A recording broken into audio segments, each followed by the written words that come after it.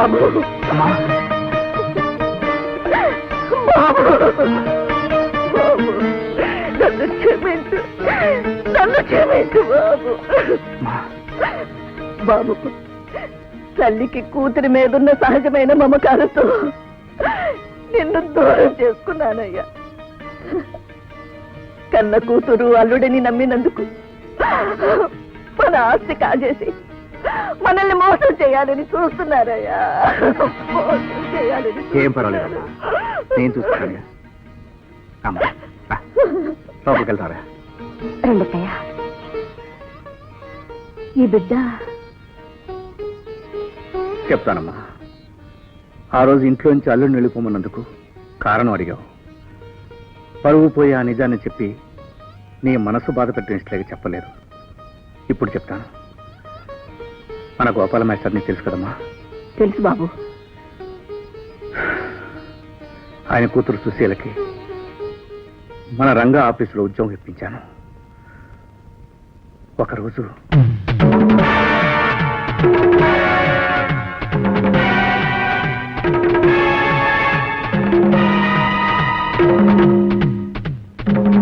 ఈ పసిపాపను నా చేతిలో పెట్టి చనిపోయింది. ఆ కుటుంబానికి జరిగిన అన్యాయానికి ఈ బిడ్డని నా పెంచి పెద్ద చేయాలని ఇక్కడ తీసుకొచ్చానమ్మా. బాబు, వయసులో పెద్దవాళ్ళు చిన్నవాళ్ళకి దండం పెడితే ఆయుక్షణం అంటారు. కానీ నీకు దండం పెట్టేంత ఎత్తుకు ఎదిగిపోయావయ్యా. అమ్మా బాబు, బాబు, నీ చేతుల మీదుగానే తన్ను కడతీర్చు తండ్రి. అమ్మా. అమ్మని చూసావా? లేదమ్మా. ఏమండి, మా అమ్మని చూసారా? ఇంట్లో లేదా? లేదు, ఇల్లంతా వెతికాను, కారు కూడా లేదు. అత్తయ్య, అత్తయ్య, ఏమైంది? అత్తయ్య ఎక్కడ? అత్తయ్య, ఉదయం కాఫీ పెడుతుంటే సిలిండర్ వెళ్ళి కస్తూరికి ఒళ్ళు కాలింది అత్తయ్య. మిమ్మల్ని చూడాలని కలవరిస్తుంది అత్తయ్య. అత్తయ్య, మీరు బయలుదేరండి, నేను ఇప్పుడే వస్తాను. పదండి. రండి అత్తయ్య. అమ్మా లక్ష్మి, త్వరగా రా. పదండి అత్తయ్య. ఉండు లక్ష్మి, రాని. అత్తయ్య, అత్తయ్య, అత్తయ్య. గోపి, గోపి, ఏంటోదనా? కస్తూరికి ఒళ్ళు కాలిందట. రంగా వచ్చి అత్తని తీసుకెళ్లారు. అదేం లేదు, నేను ఇప్పుడే అక్కడి నుంచి వస్తున్నా. అలాగా? అయితే అయితే ఇందులో ఏదో మోసం జరిగింది. అన్నయ్యడి? అన్నయ్య రాముని తీసుకురావడానికి హాస్పిటల్ వెళ్ళారు.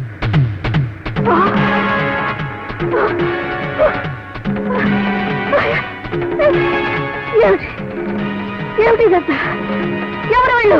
మా వాళ్ళే అత్తయ్య. నీ చేత సంతకాలు పెట్టించడానికి వచ్చారు.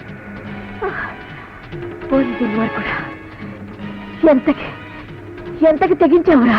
ఆ రోజు మర్యాదగా మా ఇంట్లోనే నువ్వు సంతకాలు పెట్టుంటే నేను ఇంతకు తెగించాల్సిన అవసరం వచ్చినది కాదత్తయ్య. అన్నయ్య, ఏమిటి? ఏమైంది? అత్తయ్య రంగా బలవంతంగా తీసుకెళ్లాడండి. ఏ అపాయం తలపెడతాడని భయంగా ఉంది. మీరు రాముని తీసుకురండి, నేను చూసుకుంటాను. అలాగే పడు బాబు.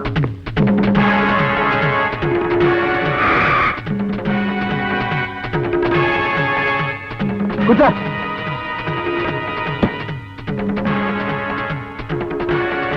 ఏంటిది? అదే నేను అడుగుతున్నాను. నన్ను మోసగించి ఆవిడ ఇటు తీసుకెళ్తున్నావు ఏమిటి? ఆస్తి అంతా నీ ఒక్కడి పేర రాయించుకుందామనే? కరెక్ట్, అందుకే తీసుకెళ్తున్నా. అంటే నన్నే వెన్నుపోటు పడుస్తున్నావు అన్నమాట. వెన్నుపోటే మా ఇంటి పేరు. అవసరానికి సాయపడలేదని మా బావనే వెన్నుపోటు పడిచాను. నువ్వెంత తప్పగా? తప్పుకోను. తప్పుకోకపోతే నిన్ను ఈ లోకం నుంచే తప్పిస్తాను. రేయ్, ఈ ముసలి నాకు చూపు చూడరా.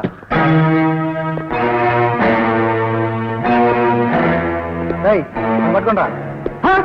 నన్ను పట్టుకుంటారేంట్రా? నీ ఇంటి పేరు ఎన్ను పోటైతే నా ఇంటి పేరు నిలువు పోట్రా. వాళ్ళని ఎప్పుడూ కొనేశా.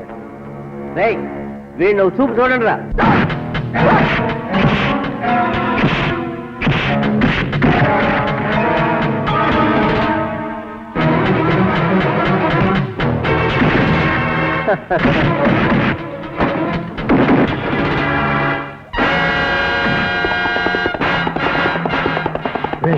ధర్మారావు వచ్చేస్తున్నాడు.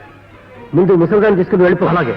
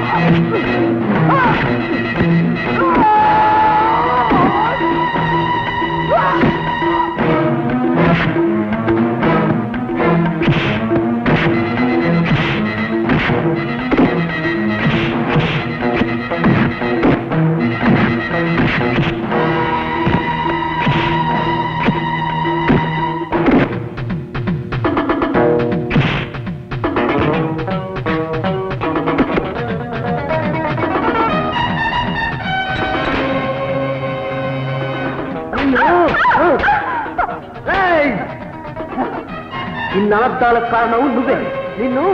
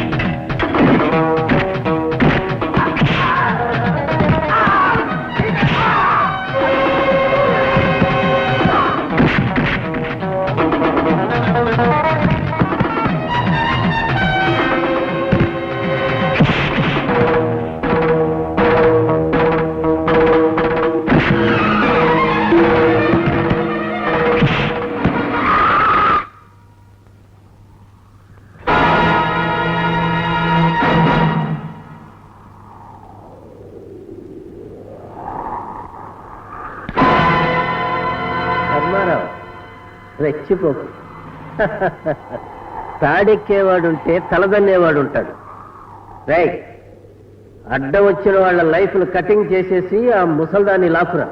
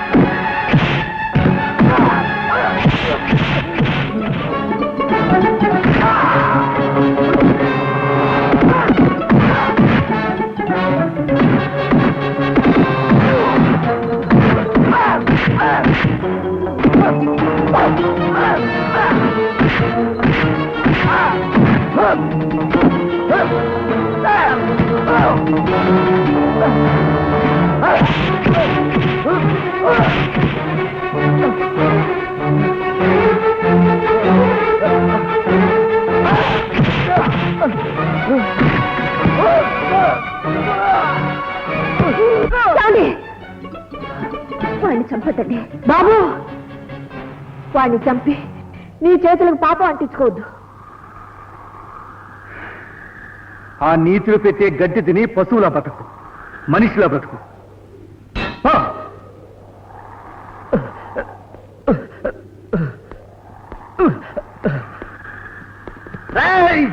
ఎక్కడికి పోతున్నావురా? నా స్వార్థమే ఇన్ని అనర్థాలు తెచ్చింది.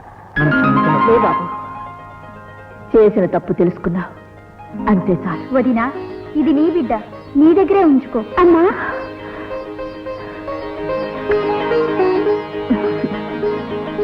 ముందు వీళ్ళని పోలీసులకు అప్పగించాలన్నాయా?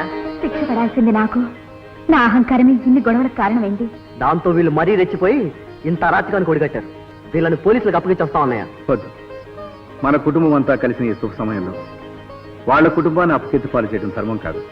వాళ్ళని బాబు ధర్మారావు, అపకారికైనా ఉపకారం చెయ్యమని పెద్దలు చెప్పారు. ఆ మాటకు రూపాన్నిచ్చి యథార్థమని నిరూపించావు. మనలో మనకు రుణాలంటే మావగారు, అదంతా ఓ పేరికల మర్చిపోండి. అవును, జరిగిందేదో జరిగింది. పదండి, అందరం మన ఇంటికి వెళ్దాం. గోపి, నువ్వు మాత్రం రైల్వే స్టేషన్కి వెళ్ళాలి. ఎందుకు వదినా? ఇవాళ రాధా మా బాబాయ్ వస్తున్నారు, నువ్వు వెళ్ళి తీసుకురావాలి. ఈసారైనా కాబోయే పెళ్ళని మిస్ కాకుండా తీసుకురా.